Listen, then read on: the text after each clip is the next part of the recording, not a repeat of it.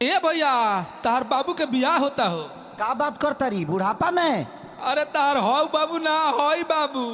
का बाबू बाबू बाबू ए बाबू आओ ना। अरे ई त हमर मजनुआ हो। अरे भाग जो ना त तहरा के मुआ दिहे सोन। ए बाबू बाबू बाबू आओ ना। हाँ बहुते प्यारी करिले जानू देख लसीना फार के अबू ना तो मर जाइब दो तहवे चियार के बाबू ना बहुते प्यारी करिले जानू देख लसीना फार के आवो ना तो मर जाइब दो तहवे चियार के। मेरी शादी में अड़चन लाओ ना। बाबू बाबू अरे का हो? भाई जी थोड़ा धीरे मारिए ना, अभी ताजा ताजा वैक्सीन लिए हैं, बहुत घाव लग रहा है। कुकुर ले खडाट के भगाओ ना। जाओ ना। ए बाबू बहरिया ना। अरे जाओ ना। ए बाबू बहरिया ना। अरे साफे थुथुर हवा का। अरे जाना। अरे सब मार के मुआ दिहे। अरे काहे नहीं खो समझत। अरे जाना।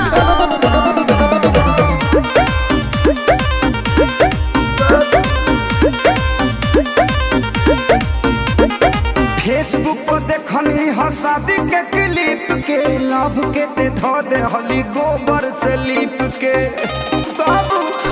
अरे हदे पिटौर बड़ा यार।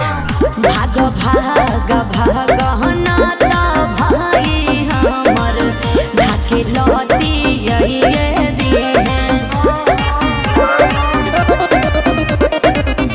बड़े खिसियाई ललूर हलो गड़ धके तोहके बनाइए दिए बुझे।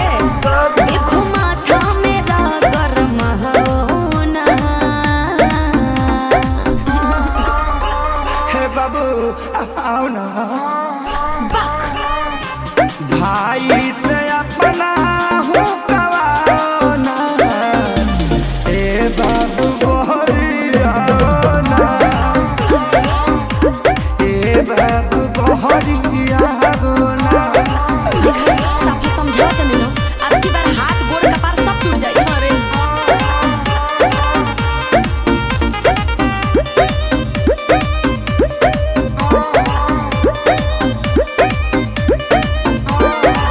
तू हमर काजल हम अजय देवगन हो, बानरिया सा दुल्हा कैसे कहिलू पसन हो। हमरे दूरी बन के मारत रस बाबू।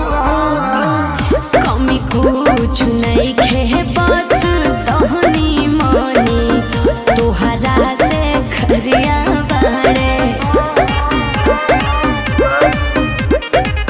बड़े बेरोजगार ना विवेक सुना दुल्हा नो करिया बड़े। अब समझ में आई रखे सारे विशाल घर जाओ ना।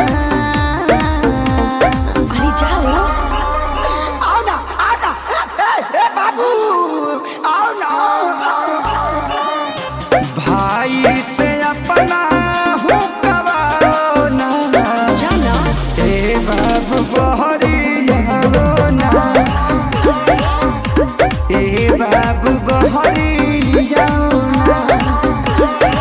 बाबू बाबू आओ ना।